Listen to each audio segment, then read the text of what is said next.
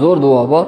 Ya'ni u duoni qilib orqasidan nima so'rasangiz qaytarilmaydi. Xudo taolo shunday beradigan duo borda. Bundan 2 yil oldin haj mavsumida Makka Mukarramada Shayx Alijon Qori aka ustozni suhbatida bo'lib qoldik. Shunda ustoz o'rgatgandilarda. Shu O'zbekiston hojilari bilan bo'lgan suhbatda Allohumma inni as'aluka bi anni ashhadu annaka antalloh la ilaha illa ant al-ahadus samad allazi lam yalid va lam yulad va lam yakul lahu kufuwan ahad. Bu duo ismi azam duosi deyiladi.